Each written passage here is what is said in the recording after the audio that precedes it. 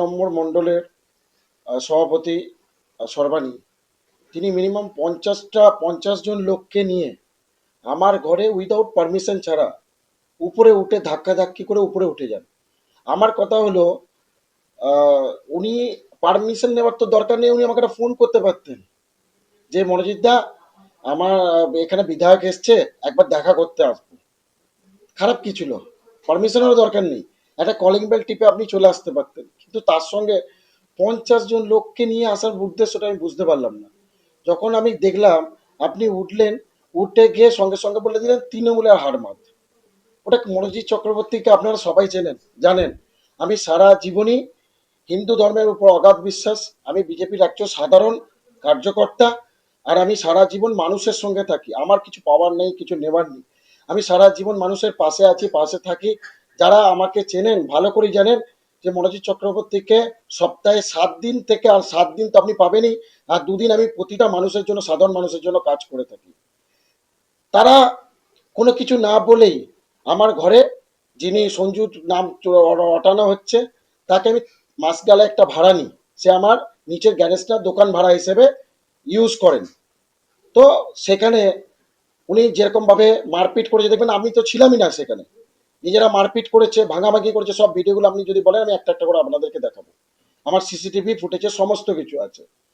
সেই সময় তারা মারপিট করে, অকথ্য গালাগাল করে, করে টোরে তারা মেরে, যেহেতু দেখুন, কে তৃণমূল করলো আমার দেখার দরকার নেই, সে তার ব্যক্তিগতভাবে করতে পারে, আমি তো কাউকে বারণ করতে পারবো না কে করেছিল না করেছিল, কবে করেছিল, আমার দেখার দরকার নেই।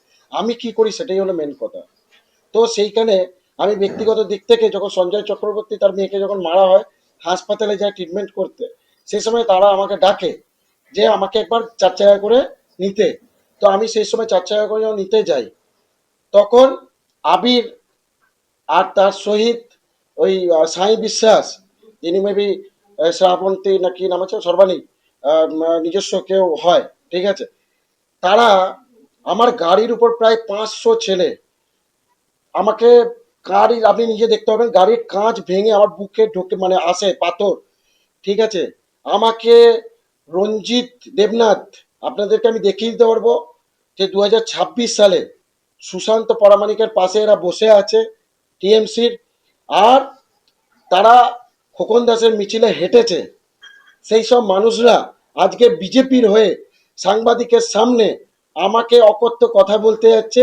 সেই রঞ্জিত দেবনাথ, সাই বিশ্বাস, আবির, এরা আমার গাড়ির ডান দিকেরও কাঁচ ভেঙে আমাকে যেরকম ভাবে ঘুষি মারা, একটার পর একটা ঘুষি, মুখে মারা, আমার পুরো জামা ছিঁড়ে দেওয়া, প্রতিটা সবাই দেখতে পেয়েছে। যে কোথায়, সেটা আবার হাসপাতালে ইমার্জেন্সি গেটের সামনে, যেখানে রুগীর সেবা হয়, সেখানে আমাকে বিভিন্নভাবে মেরে আমার গাড়ির সমস্ত কিছু, গাড়িটা খুবই মানুষ, কারোর হয়তো গাড়িটা দরকার পড়ে, আমার গাড়িটা খুব প্রয়োজনীয় জিনিস। আপনারা এবারে বলুন, আমি, আমার দোষ কোনখানে? আমার বন্ধু একবার জন্য আমার ঘরে এসছে, সেটা আমার দোষ? আমি কাউকে ঢুকতে দিইনি, আপনি ফুটেজ আমি দেখিয়ে দেবো, তারা তো ঢুকেছে ঘরে, কিন্তু আমার কথা ছিল তারা তো একবার বেলটা টিপেও আসতে পারতো। আর ঢুকে 40 জন 50 জনকে নিয়ে আসার উদ্দেশ্যটা কি? সবার যদি ওনার সঙ্গে ফটো তোলার থাকতো, আমি ওয়েলকাম করতাম। আমি সবসময় ভাবি যে প্রতিটা মানুষ যে আমার বাড়িতে আসবে, আমরা তাদেরকে অতিথি না নারায়ণের সেবা দিই আমার ঘরে, আর আমি তাদেরকে সেই মতোই সেবা দিতাম। আমি বিজেপি, সবাই তো জানেন, আপনারা জানেন নাকি, এতদিন ধরে আমি বিভিন্ন প্রোগ্রাম করে থাকি, ঠিক আছে। আপনাকে তো বিভিন্ন সমাজসেবামূলক প্রোগ্রামই দেখা যায় এবং আপনি দাবি করছেন বিজি করে। আর যাদের সঙ্গে ঝুট ঝামেলা হয়েছে তারাও তারাও বিজেপির কর্মী সমর্থক। এবং যদি এটা প্রশ্ন ওঠে যে আপনার বিপক্ষ পক্ষ থেকে যদি প্রশ্ন ওঠে যে আপনি বিজেপি কিনা, সেক্ষেত্রে দলীয় নেতৃত্বের মুখোমুখি প্রমাণের কিছু ব্যাপার রয়েছে সেখানে। একদম, আমি তো চাই দল এটা নিয়ে তদন্ত করুক পুরোপুরি, দেখাক, জানুক যে মনোজিৎ চক্রবর্তী কি দোষ আছে। তার দোষ আছে যে একটা মানুষ তার বাড়িতে এসছে, তাকে ওয়েলকাম করেছে, ঠিক আছে। আমার তো কিছু পাওয়ারও না, কিছু চাওয়ারও নেই। আমি চাই দল পুরোপুরিভাবে নিরপেক্ষভাবে এটা তদন্তটা করুক। আমার কাছে প্রতিটা ফুটেজ আছে, যে সর্বাণী মণ্ডল যেভাবে গায়ে হাত দিতে আসছিল তেরে তেরে, প্রতিটা ভিডিও আছে আমার কাছে, এটাও প্রমাণ আছে। সিসিটিভি ফুটেজে যদি বলে আমি প্রতিটা ফুটেজ দেখিয়ে দিতে পারবো সবাইকে, ঠিক আছে। যেখানে দেখলাম দোকানের সমস্ত কিছু ভাঙা হচ্ছে, যেখানে আবির ভাঙছে। তারপরে পীযূষ বলে একজন ছেলে আছে, পীযূষ দেবনাথ, রঞ্জিত দেবনাথ, এরা যে ভাই আছে তারা ভাঙছে। ঠিক আছে, কালু বলে একটা ছেলে আছে, অভিজিৎ নাম, এই তারা ঘটনায় অত্যাচার আপনার করছে, ভাবে মেরেছে। আমি যদি ডাকি আপনিও ক্যামেরার সামনে আসুক, তাহলে আপনি দেখবেন, একবার আসুন। আমার কাছে বিজেপির যে বিধায়ক এসছেন, সে নিতান্তই আমার এক বন্ধুর মতো হয়।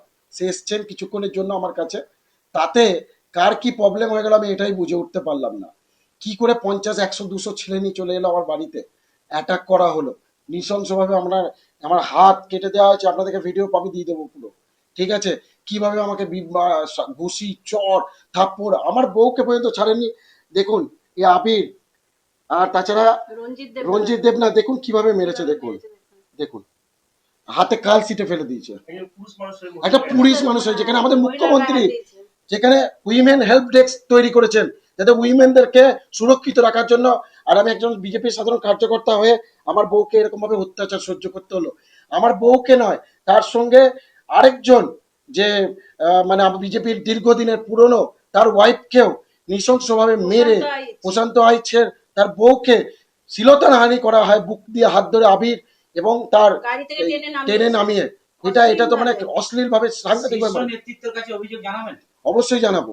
আমি অলরেডি অভিজিৎ তাকে, আমাদের যে সভাপতি, আমার যে নেতা আছে, তাকে আমি অলরেডি ফোন করে জানিয়েছিলাম এই ব্যাপারটা, যে দাদা ওটা আমার বাড়ি, আমার বাড়িতে এসেছিলেন। ঠিক আছে, দাদা তখন বলেছিলেন এই কথাটাই, সত্যি যদি আপনার বাড়িতে এসে থাকে এটা কিন্তু সত্যি অন্যায় হয়েছে। আপনি কি চাইছিলেন? আমি চাইছি যে ন্যাচারালি এই জিনিসটা, যে জিনিসটা আমি কিছু করিনি, উল্টে আমার এগেনস্টে কেস দেওয়া হয়েছিল। ঠিক আছে, আমাকেই মারলো, আমার ঘরে অত্যাচার হলাম, আর আমার এগেনস্টে কেস করা হলো।